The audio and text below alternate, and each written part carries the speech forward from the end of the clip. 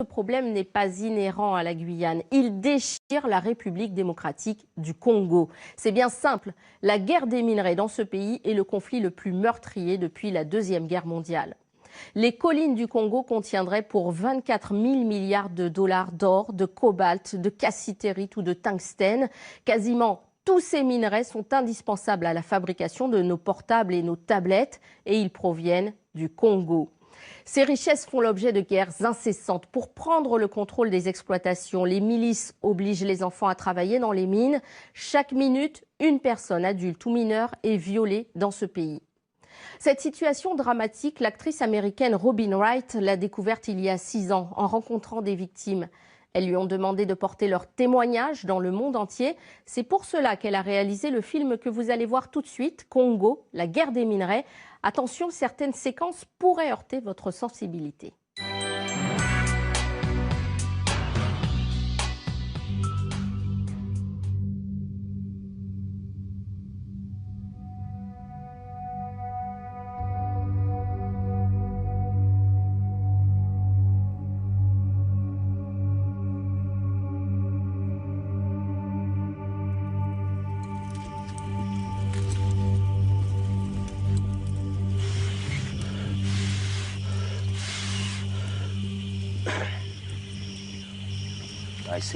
Je le répète, le Congo est un pays très riche. On a beaucoup de minerais, mais le peuple n'en profite jamais. Au contraire, les Congolais en ont énormément souffert. On n'en a pas besoin. Si les autres pays veulent récupérer nos minerais, qu'ils viennent. Mais je me demande, doivent-ils vraiment tous nous massacrer pour les récupérer ?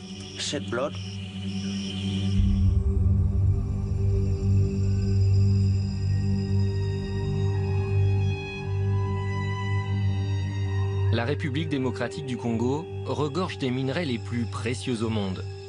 Mais au lieu d'enrichir le pays, la conquête des minerais congolais n'a fait qu'aggraver la pauvreté et l'exploitation et a financé au cours des 20 dernières années l'un des conflits les plus meurtriers depuis la Seconde Guerre mondiale.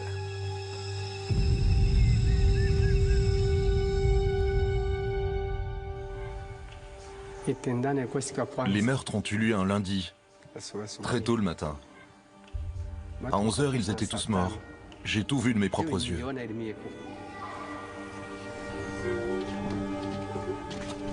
Un matin, alors qu'ils assistaient à la messe, les habitants de ce village ont été attaqués par un groupe armé, financé par l'exploitation des minerais dans la région. Ils ont commencé à tirer. Beaucoup sont morts.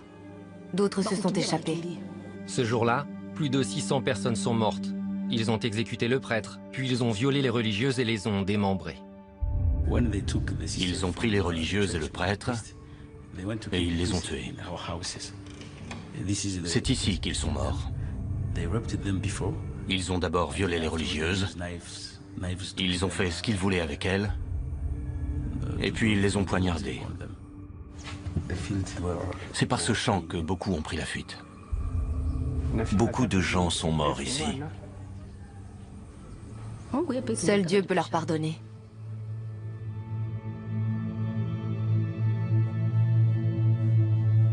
À cette époque-là, d'ailleurs, il y avait ce qu'on appelait le boom coltan.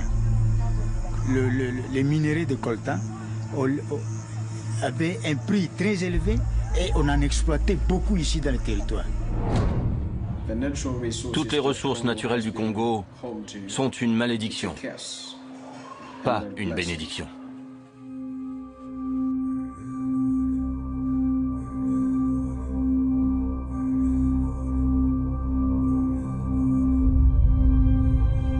En 1890, Joseph Conrad visite le Congo à bord de son bateau. Il rentre chez lui écœuré par l'horreur dont il a été témoin. C'est alors qu'il écrit « Au cœur des ténèbres ». Les ténèbres n'ont rien à voir avec le Congo ou les Congolais. Ils désignent les Occidentaux qui, au cours du règne du roi belge Léopold, ont soumis à l'esclavage et brutalisé les Congolais pour récupérer du caoutchouc et de l'ivoire. Ils ont bâti un empire pour le roi Léopold en tuant près de 10 millions de Congolais, soit la moitié de la population. L'auteur a décrit ce qu'il a vu comme étant la plus infâme ruée sur un butin ayant jamais défiguré l'histoire de la conscience humaine. Cette citation est toujours d'actualité. Un vent de changement souffle sur le Congo belge, alors que le drapeau de la Belgique disparaît de Léopoldville. Le Congo obtient son indépendance en 1960. Mais les Occidentaux ne sont pas prêts à abandonner leur royaume africain, ou pire encore, à le laisser aux mains des Soviétiques. Les dirigeants des États-Unis et du Congo font assassiner le premier ministre congolais fraîchement élu, Patrice Lumumba. Son corps est démembré et désintégré dans de l'acide. Ils ont coupé son corps en morceaux, puis l'ont brûlé. Ils ont utilisé de l'acide. Les Occidentaux placent à la tête du pays le dictateur Mobutu Sese Seko. Il renomme son pays le Zaïre et le dirige pendant 30 ans en tant qu'allié des Occidentaux. C'était très clairement une crapule, mais c'était notre crapule. Mobutu considérait le Congo et ses ressources comme un coffre-fort personnel. Il a volé de l'argent aux sociétés minières qui appartenaient à l'État, aux agences en douane. Il a volé tout ce qui pouvait lui rapporter des bénéfices et n'a rien investi dans son pays comme il aurait dû le faire. Il n'a investi que dans ses projets personnels. En s'appropriant les ressources du Congo, Mobutu Sese Seko s'est construit un empire de plus de 3 milliards d'euros, alors que la population mourait de faim. Aujourd'hui encore, la pauvreté demeure. Pourtant, les ressources minières congolaises valent des milliers de milliards d'euros. Afin de mieux comprendre la situation au Congo, il faut diviser le pays en deux catégories. C'est dans la province de Katanga, au sud du Congo, que l'on trouve 80% du cobalt mondial, ainsi que l'une des plus grandes réserves de cuivre, soit 2 des minerais les plus précieux au monde. C'est ici qu'ils bâtissent leur fortune. On utilise le cobalt pour fabriquer l'armement essentiel au département américain de la défense.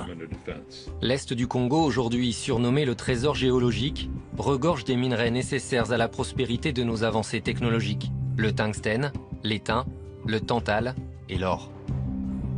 Puisque nous développons de plus en plus la technologie mobile, nous continuerons à utiliser les ressources du Congo tant que nous ne changerons pas notre façon de vivre. Le sud du Congo est pillé par les multinationales et les groupes armés pillent l'est du pays. Certains sont étrangers, d'autres pas. Leur identité est de plus en plus confuse et leur objectif de moins en moins clair. Ce qui est limpide en revanche, c'est que leur source financière principale provient des minerais de l'est du Congo.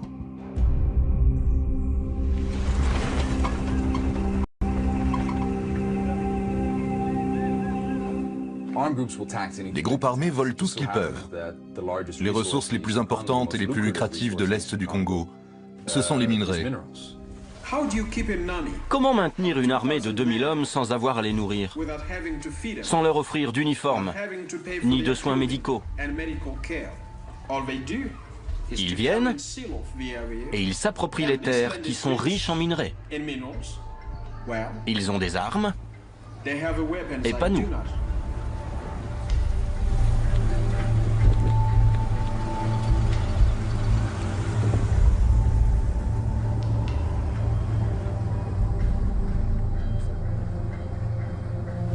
C'est vrai, c'est une vérité.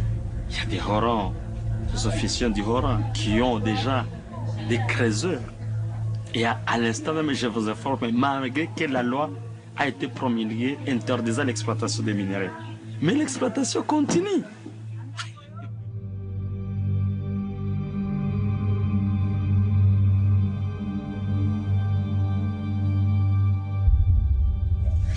Avant, on avait une belle vie. Une très belle vie. Mais depuis qu'ils sont arrivés, tout a été bouleversé. Aujourd'hui, on ne fait que souffrir. La vie n'est que souffrance. Tous les jours.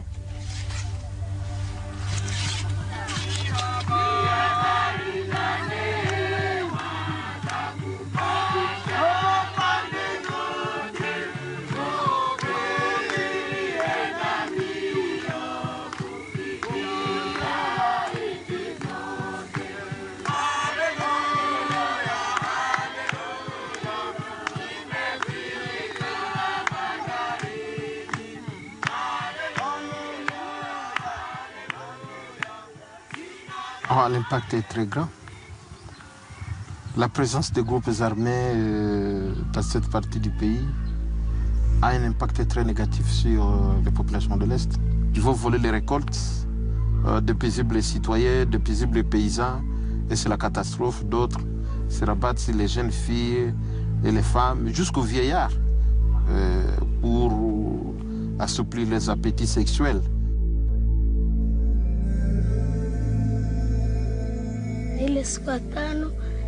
C'était un vendredi, vers 16h. On a vu des soldats passer. Et puis, ils sont revenus plus tard. Ils ont pris toutes les femmes et ils les ont violées. Ensuite, ils sont passés au village suivant. Je ne pourrais même pas dire combien d'hommes m'ont violée. J'étais presque morte. Au moment où je vous parle, mon clitoris, mon sexe et mon abdomen me font terriblement souffrir. Le viol est l'une des pires armes utilisées dans cette guerre pour terroriser et détruire les communautés.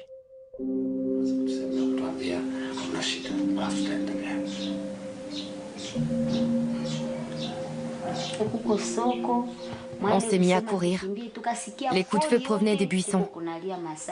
Même les soldats n'avaient nulle part où se cacher. Ils couraient comme nous.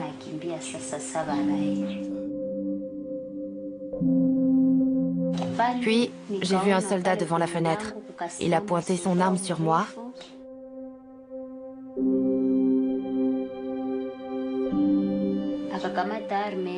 Il a pointé son arme sur moi, aussi près que la caméra en ce moment.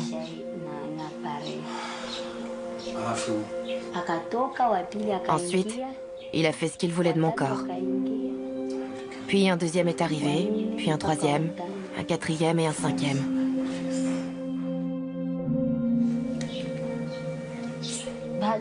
Puis l'incendie s'est déclaré. On était encerclés par les flammes. J'ai pris mes enfants avec moi, et quand je me suis approchée de la porte, l'un d'entre eux avait disparu.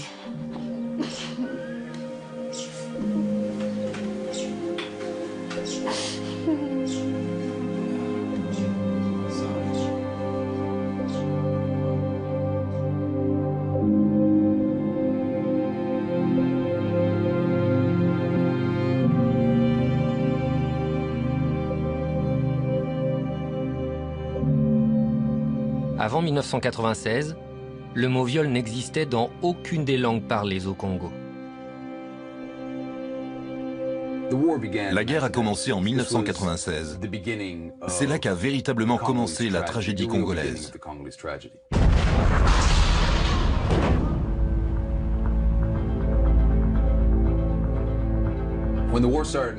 Lorsque la guerre a débuté en 1996, ce n'était pas à cause des minerais. Elle s'est déclenchée à cause de la chute du Zaïre et du génocide au Rwanda. C'est seulement après que la guerre a été déclarée que les minerais sont devenus une véritable source de financement pour cette guerre. Ensuite, ils en sont devenus le véritable but. Après le génocide au Rwanda en 1994, 3 millions de réfugiés se sont précipités vers la frontière est du Zaïre, créant alors la pire crise de réfugiés que le monde n'ait jamais connue selon l'ONU. Mais parmi ces réfugiés, il y avait également certains auteurs du génocide. Ils représentaient alors une menace pour la sécurité du tout nouveau gouvernement du Rwanda. Cela posait un problème de sécurité majeur au Rwanda. Il y avait entre 30 et 40 000 soldats qui s'entraînaient à la frontière du pays et qui voulaient retourner là-bas pour finir ce qu'ils avaient commencé. Le gouvernement du Rwanda nous a affirmé plusieurs fois que si la communauté internationale ne pouvait pas régler ce problème, alors il trouverait lui-même une solution. Je pensais qu'ils allaient organiser des opérations militaires près de la frontière. Au lieu de cela, ils ont agi de façon clandestine. Ils ont infiltré les troupes rwandaises, rejoint les forces rebelles et ont créé l'AFDL. En 1996, l'armée du Rwanda et de l'Ouganda ont soutenu le mouvement rebelle de l'AFDL, dirigé par Laurent Désiré Kabila, et ont envahi l'est du Congo. L'objectif du gouvernement rwandais et ougandais était de vider les camps de réfugiés. L'objectif de Laurent Kabila était de renverser le président Mobutu Sese Seko. Basima Karaha était le ministre des Affaires étrangères de l'AFDL. C'était la première fois que nous voyions un génocide en Afrique.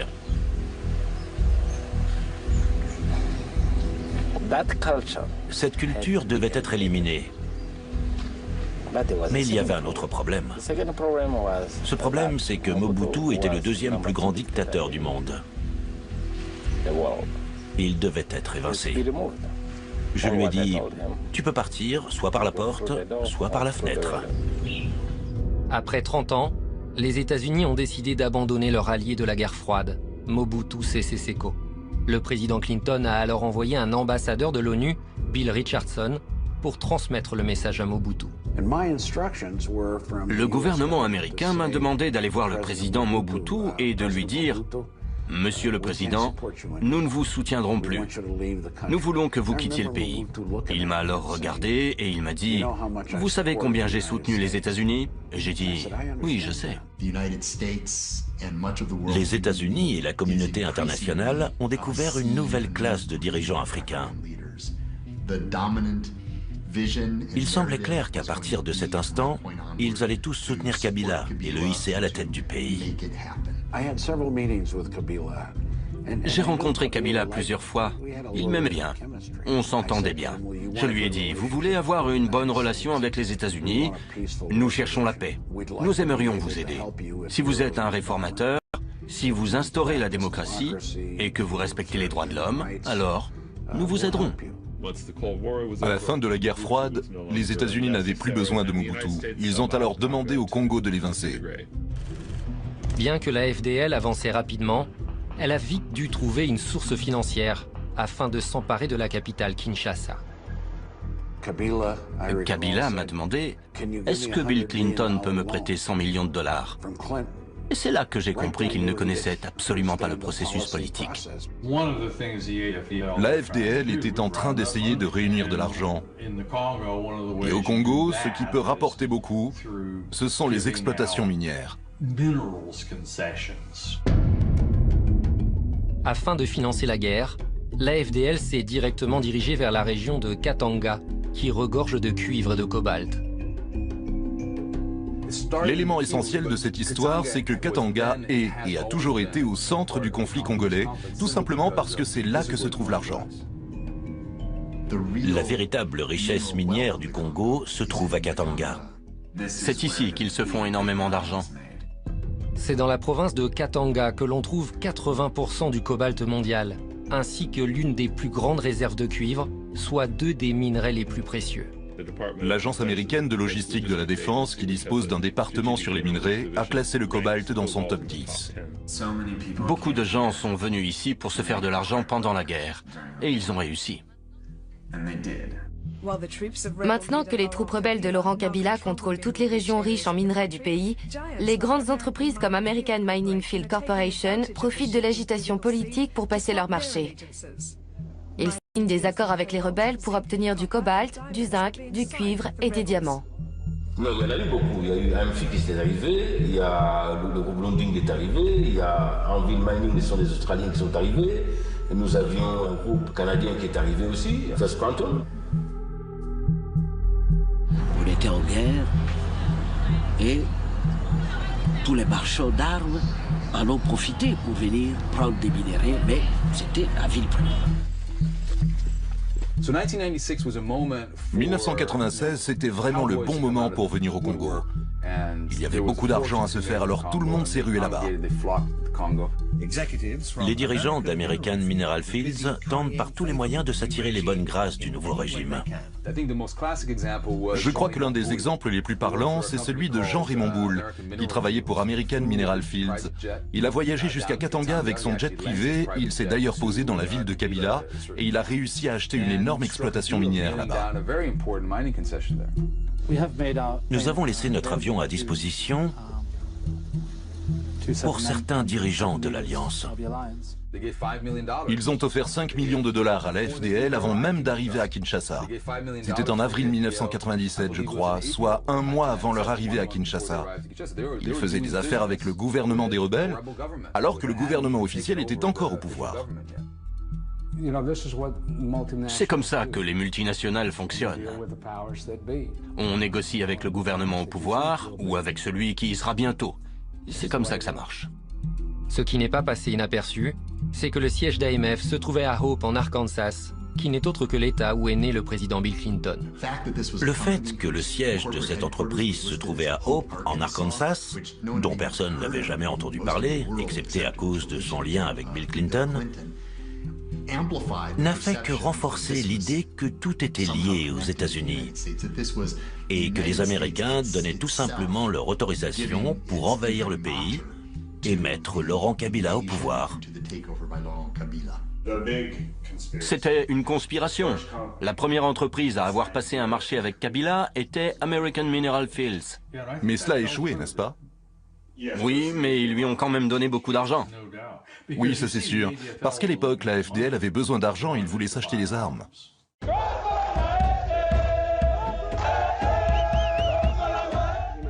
Les attaques de la FDL ciblaient principalement les réfugiés à l'est du Congo. Nous allons attaquer ces camps et expulser tout le monde, peu importe ce que dit la communauté internationale. Est-ce que nous savions que l'AFDL massacrait les gens qui vivaient dans ces camps? Oui, en effet, nous en avions entendu parler plusieurs fois. Et nous savions aussi que nous ne pouvions rien faire pour empêcher cela. Je ne dis pas qu'il faut accepter les choses, mais il faut simplement être réaliste. C'est ça la guerre. Le plus dur dans tout ça, pour les gens comme moi, et pour tous ceux qui s'impliquaient à l'époque pour défendre les droits de l'homme au Congo, et qui croyaient vraiment qu'on allait enfin réussir à mettre en place une démocratie dans ce pays, c'est que le mouvement démocratique congolais n'a reçu aucun soutien. Personne n'a voulu créer d'alliance avec l'opposition, comme l'Église catholique et les autres forces qui étaient pourtant si importantes à l'époque et qui auraient pu permettre de construire une démocratie au Congo. Les États-Unis n'ont absolument rien fait pour que cela arrive. Le 17 mai 1997, les soldats de la FDL envahissent Kinshasa.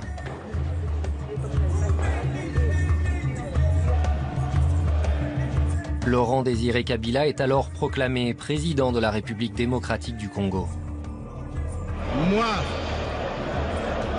Laurent Désiré Kabila, président de la République. Nous avions nos propres objectifs en tant que Congolais. Et eux, ils avaient les leurs. Mais à ma connaissance, ils ne se sont pas servis de nous. En fait, je crois que nous sommes servis d'eux.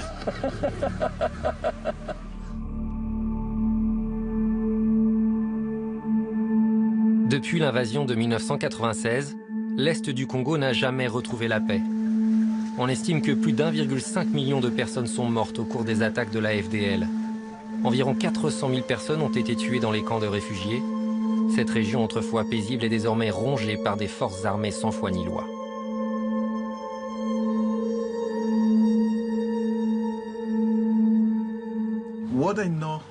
À partir de ce moment, on voyait des cadavres partout qui jonchaient les rues et tout le monde s'en fichait. Les gens s'entretuaient comme si c'était normal. Je crois que c'est à cet instant que les Congolais ont été pervertis, surtout à l'Est. L'une des forces armées les plus violentes de l'Est du Congo a été fondée par certains survivants du massacre des camps de réfugiés, ainsi que des descendants des victimes du génocide au Rwanda. Ils se font appeler le FDLR, les Forces démocratiques de libération du Rwanda.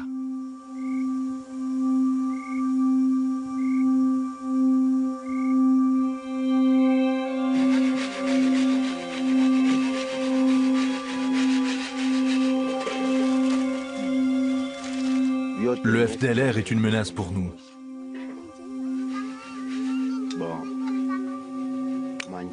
Ils contrôlent nos vies et décident de notre mort. Les femmes qui s'approchent de la ville de Ntoto se font violer.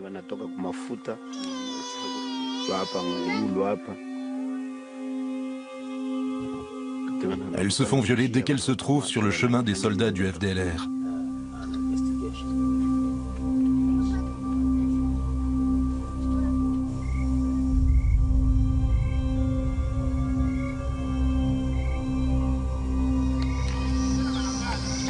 J'ai beaucoup de problèmes à cause de ma famille. Pourquoi? Ma famille est morte. Mon père est mort. Il est mort? Oui. Où ça? Au Congo.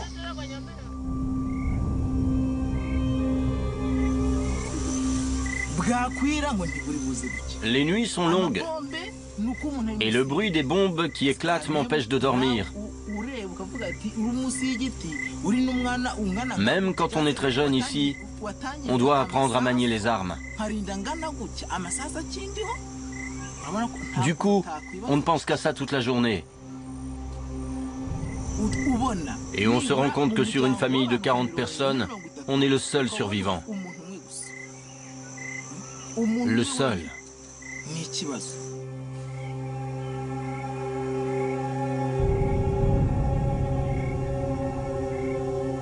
turakwinginze kugira ngo tugende imbere n'inyuma nitunesha urugamba tukagaruka amahoro kandi tukabona utuneshereje ukaduha igihugu cyacu tuzagushima tuguhimbaza ni ku bwawe Yesu Kristo amen.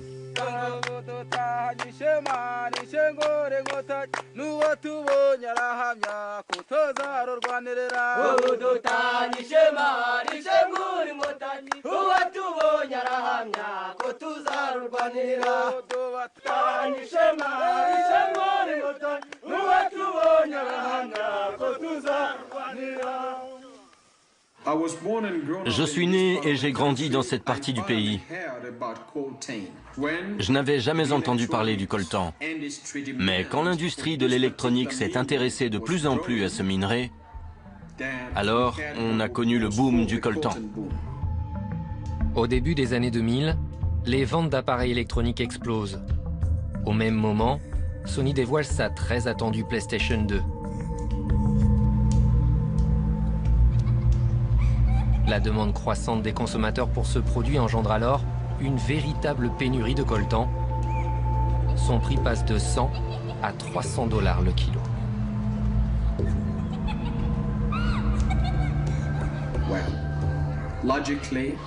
Évidemment, tous ceux qui connaissaient la valeur de ces minerais se sont jetés sur les exploitations minières. L'augmentation du prix du coltan coïncide avec la deuxième invasion de l'Est du Congo par le Rwanda, allié des États-Unis. Cette invasion est dirigée par le groupe rebelle RCD. Les Rwandais ont créé le RCD. Je dis créé parce qu'en fait, les Rwandais ont rassemblé plein de monde à Kigali et leur ont dit « Vous allez créer un mouvement rebelle ». Ce n'était pas du tout un mouvement congolais. La communauté internationale n'a absolument pas commenté cet événement. Personne ne voulait admettre que le Rwanda était en train d'envahir le Congo. À ce moment-là, les États-Unis n'arrivaient même pas à envisager que leurs alliés se battaient uniquement pour l'argent. Je n'ai aucun doute là-dessus. Les Rwandais, les services de sécurité et l'élite politique étaient impliqués dans l'exploitation des ressources du Congo. Sony a gagné plus de 220 millions d'euros le jour du lancement de la PlayStation 2. À cause de la guerre au Congo, 1,7 million de personnes sont mortes.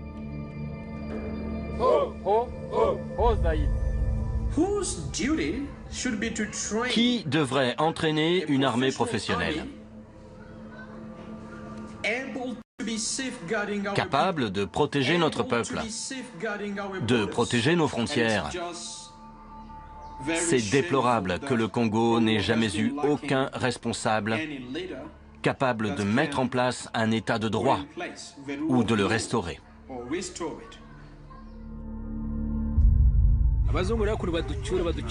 Dis à cet homme blanc de nous rapatrier rapidement, ou ce pays ne connaîtra jamais la paix.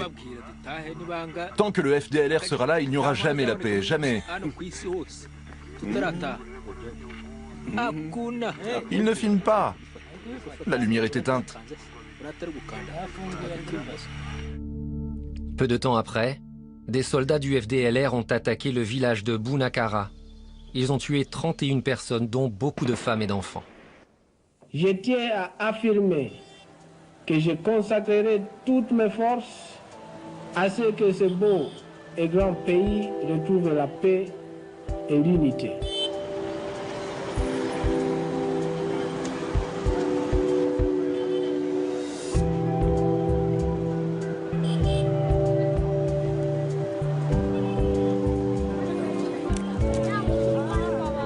pays bénéficie de toutes ces richesses a besoin d'un leadership politique avéré, qui a les talents, qui a les compétences et qui a la détermination de faire avancer les choses.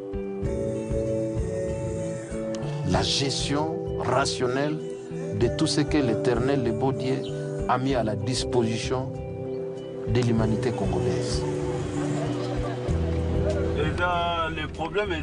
Le gouvernement a une part de responsabilité dans cette histoire.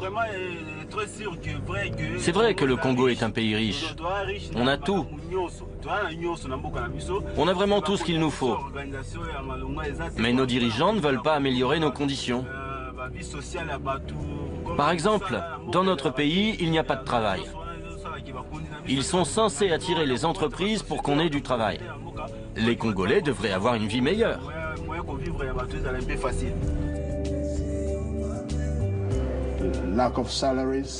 On manque d'argent, de routes, d'eau potable. C'est stupéfiant. Ça a toujours été comme ça. Je pousse mon chariot parce que j'ai pas de travail. Si j'en avais un, je perdrais pas mon temps à faire ça. Vous voyez comme je transpire? En plus, je gagne très peu d'argent, à peine de quoi me nourrir. Si j'avais un bon travail, je ferais jamais ça. Ça sert à rien. Il est temps que le président du Congo prenne ses responsabilités.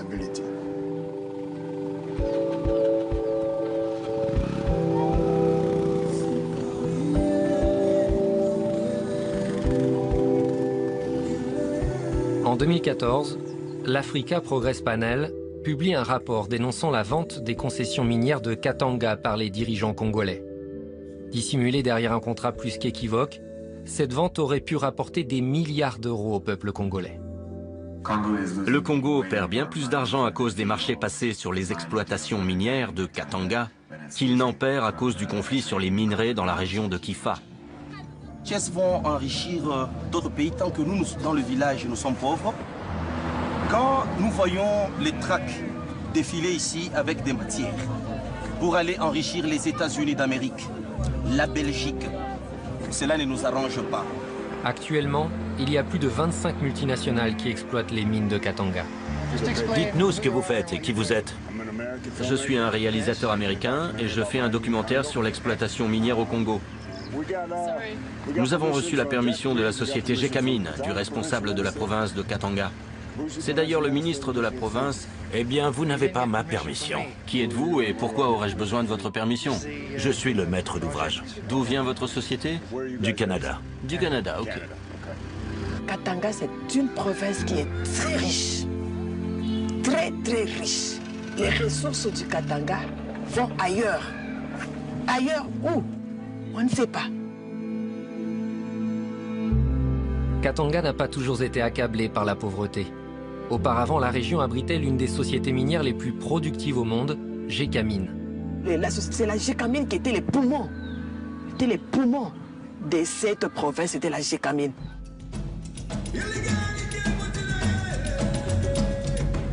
Mobutu Sese Seko, qui s'était engagé à nationaliser tout le Congo, n'a pas seulement renommé le pays Zaïre, mais a également expulsé toutes les sociétés étrangères du pays afin de garder toutes les ressources naturelles pour l'État. L'exploitation minière à Katanga n'était plus dirigée que par la société minière appartenant à l'État, Gécamine. Les exploitations minières de Katanga étaient toutes gérées par Gécamine. Vous ne pouvez pas voyager à Katanga sans entendre parler de toute la fierté et de toutes les opportunités que Gécamine a offertes au peuple congolais. La Gécamine a joué un très grand rôle dans le développement du Congo. Que Gécamine était le poumon du Congo, le poumon du Katanga. On a eu pratiquement jusqu'à 80% de la contribution Gécamine pour le budget national. Dans les années 80, Gécamine produisait environ 500 000 tonnes de cuivre par an. C'était l'une des plus grandes sociétés minières au monde. Gécamine a beau avoir rapporté beaucoup d'argent à Mobutu pendant des années, elle a aussi beaucoup rapporté aux Zaïrois d'une certaine manière. C'est Gécamine qui a apporté à la région de Katanga son système d'éducation, considéré comme l'un des meilleurs du pays, parce que c'est là que la société était basée. On y trouvait les meilleurs hôpitaux et tout le monde y avait accès grâce à Gécamine. C'était la poule aux œufs d'or.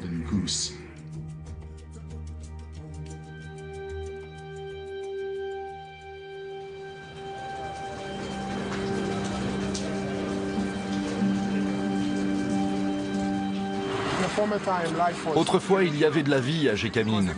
Parce que même en ville, il était presque impossible de manger matin, midi et soir quotidiennement. Mais ici, à Gécamine, il y avait de la vie. Les gens mangeaient le matin, ils déjeunaient le midi et ils dînaient le soir. Il faisait vraiment bon vivre quand Gécamine était ici. Il n'y avait pas de déchets. Et ça, c'était un grand terrain de football. On venait ici et on jouait au foot avec nos amis quand on était plus jeunes. Et regardez ce que c'est devenu. Un vrai dépotoir. Que s'est-il passé?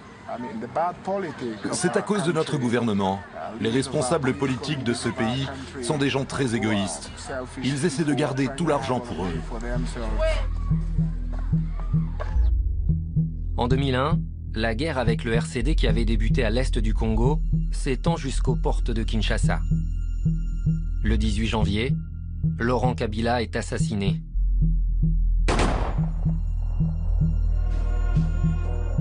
Son fils, Joseph Kabila, remplace alors son père. Il effectue encore aujourd'hui son deuxième mandat en tant que président de la République démocratique du Congo. Depuis qu'il est arrivé au pouvoir, on estime que le peuple congolais a perdu des milliards d'euros sur ses ressources naturelles, puisque Kabila a vendu des concessions minières largement en dessous du prix du marché. À plusieurs occasions, Gécamine a vendu des parts qu'elle possédait à un prix bien en dessous de la valeur du marché à des sociétés offshore qui les ont ensuite revendues à un prix bien plus élevé.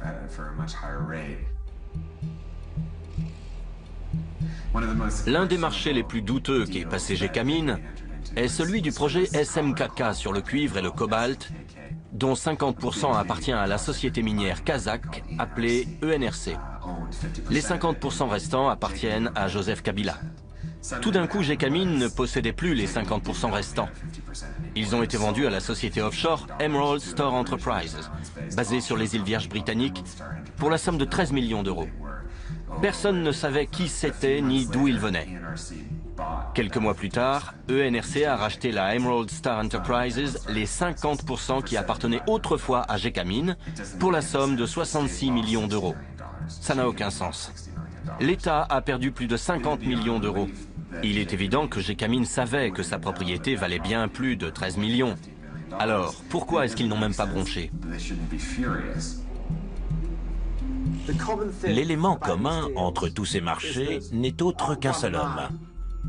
Dan Gertler, un ami du président congolais. C'est lui-même qui se revendique ami du président congolais. Les sociétés comme Glencore et ENRC font toujours appel à Dan Gertler. Tous les marchés passés avec Gertler fonctionnent de la même manière. Une société associée avec Gertler et basée sur les îles Vierges britanniques achète une concession minière à Gécamine pour environ 5% de sa valeur sur le marché. Juste après, la concession est vendue à une grosse société minière, ENRC ou Glencore, à sa véritable valeur. Cela représente une marge de bénéfice de 800%. Ces bénéfices ne reviennent pas à l'État congolais, mais uniquement aux sociétés offshore des îles Vierges britanniques. Comme les lois de ces îles protègent les sociétés, on ne peut pas savoir qui a réellement tiré profit de ces marchés. Peut-on prouver qu'il y a eu de la corruption? Non. Mais il y a une telle différence entre ce que le gouvernement déclare avoir reçu, ce que la société affirme avoir payé au gouvernement, et ce que la société a vraiment payé. On ne connaît pas les montants exacts. Ce n'est pas normal, et pourtant on voit ça depuis toujours. Le chiffre d'affaires annuel de la société ENRC basée à Londres s'élève à plus de 3 milliards d'euros. Celui de Glencore, également basé à Londres, s'élève à plus de 2 milliards d'euros. Dan Gertler fait désormais partie du classement des nouveaux milliardaires de moins de 40 ans. Combien est-ce que le Congo a véritablement perdu? Nous n'avons pas toutes les données. Mais en analysant simplement 5 marchés de ce type qui ont été passés, On estime que le Congo a perdu au moins 1,2 milliard d'euros uniquement sur ces 5 marchés-là.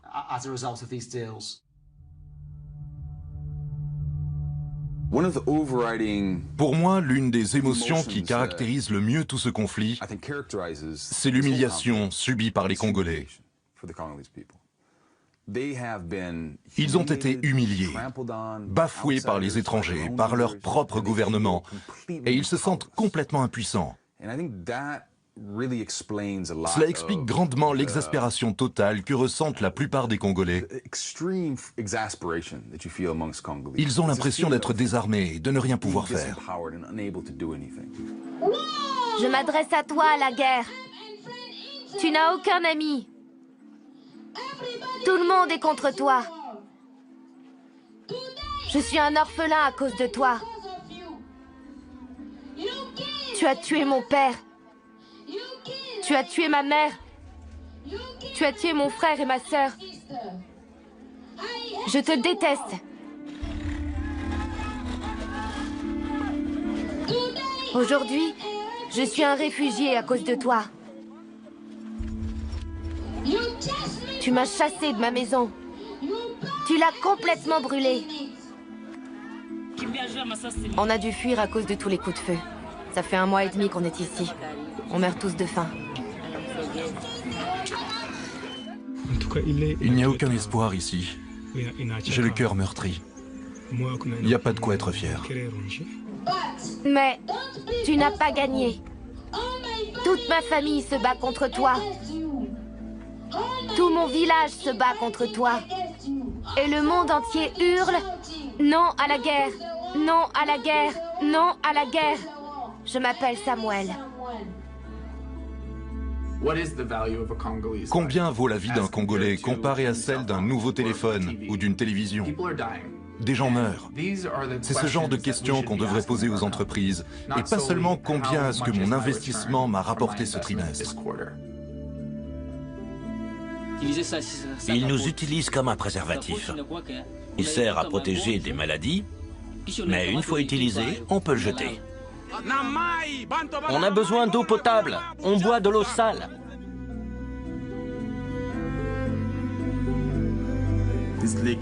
Le lac est immense. Derrière moi, il y a la ville. Et si vous allez là-bas, vous verrez des gens qui récupèrent l'eau. Ils font parfois des kilomètres jusqu'ici, parce que l'eau ne va pas jusqu'à chez eux.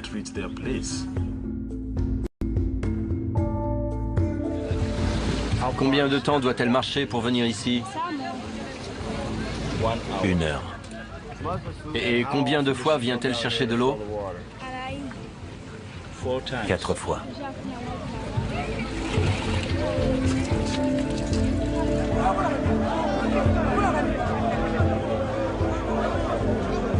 Ça profite à qui?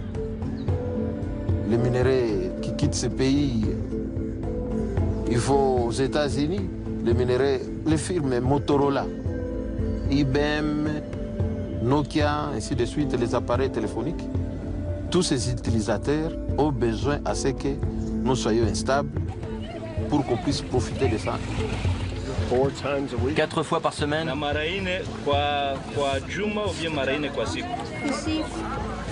Non, 4 fois par jour.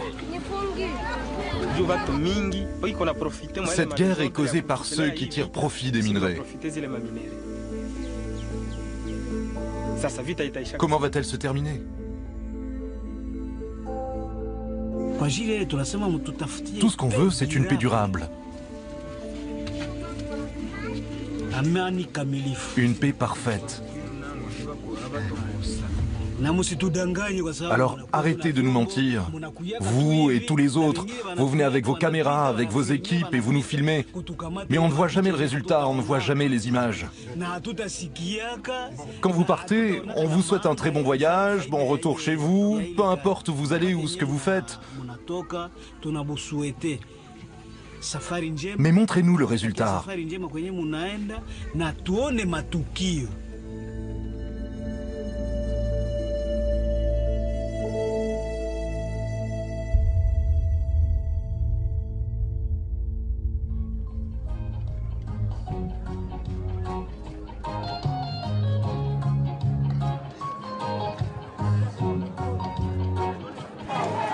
la paix maintenant. Tu ferais quoi s'il y avait la paix? Bon, je serais content. Je serais vraiment content. Les Congolais sont de vrais travailleurs. Le problème, c'est qu'ils n'ont jamais connu la paix. Aujourd'hui, on espère que des gens vont venir nous aider et qu'on pourra tous vivre en paix. C'est mon plus grand espoir.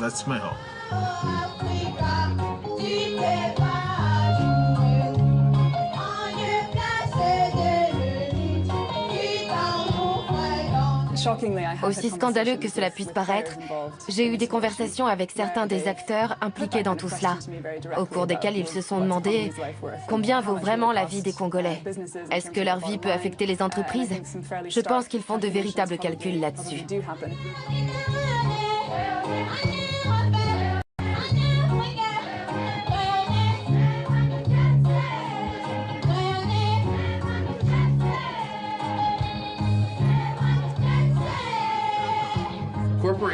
Les entreprises changeront lorsque la société leur demandera de le faire. Nous n'avons pas à attendre qu'elles prennent la décision elles-mêmes. Les entreprises ne vont pas changer toutes seules. Nous pouvons dès aujourd'hui prendre des décisions qui changeront leur façon de faire. Nous vivons dans une société de consommation. Elle s'est construite grâce aux consommateurs. Les marques sont prêtes à tout pour conserver leur puissance et leur renommée. Elles dépensent énormément d'argent pour qu'on parle d'elles partout. Elles ne veulent pas être rejetées par les consommateurs et entendre « C'est fini, je ne veux jamais acheter un produit de cette marque ». C'est leur pire crainte. Regardons de plus près l'histoire des États-Unis. Qu'est-ce qui a vraiment changé le cours de l'histoire dans ce pays? C'est le soulèvement du peuple. Rappelez-vous du mouvement pour les droits de l'homme, pour le droit des femmes, pour l'environnement ou pour le travail. Il y avait d'énormes injustices dans notre pays. Les gens se sont battus pour leurs idées, ils se sont rassemblés en petits groupes pour protester. Tout cela est arrivé avant Internet, les réseaux sociaux n'existaient pas. Ils se sont simplement dit, ce n'est pas normal, on doit se battre. Puis ils ont réalisé que d'autres communautés se battaient également, alors ils les ont rejoints. À force, c'est devenu un véritable mouvement et au bout d'un moment, ce mouvement a fini par changer le cours de l'humanité. En tant que consommateurs, investisseurs ou citoyens, c'est notre responsabilité. C'est la responsabilité du monde entier. Les entreprises aussi sont responsables. Nous devrions pouvoir partager cette responsabilité. Il n'y a pas que les entreprises enregistrées à Wall Street qui doivent participer. Nous savons tous que les droits de l'homme sont essentiels à notre bien-être et qu'ils devraient être pris en compte à chacune des décisions prises par les entreprises.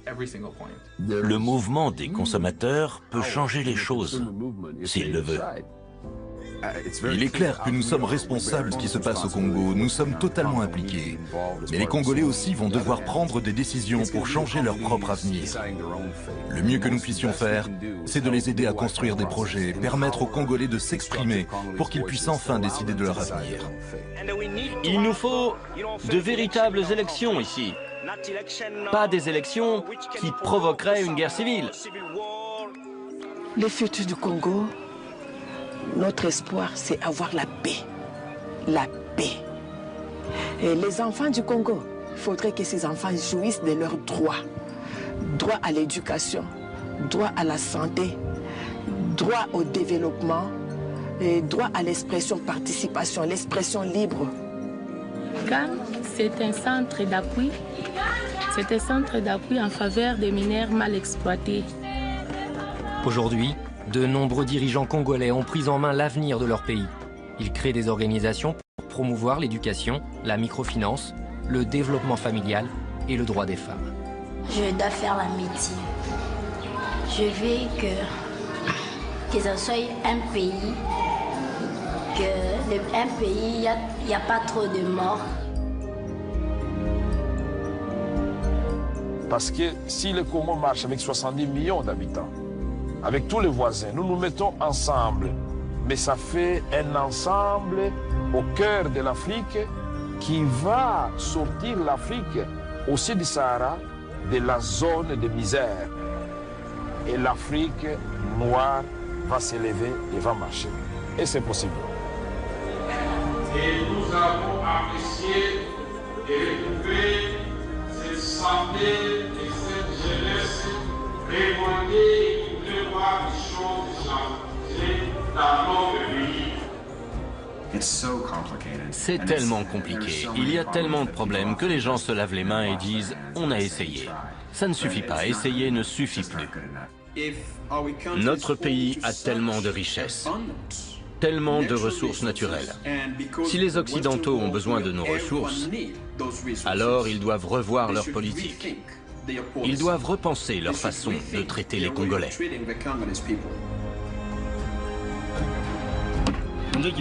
Si les gens n'avaient pas à fuir la guerre, alors peut-être que cette petite fille serait encore en vie.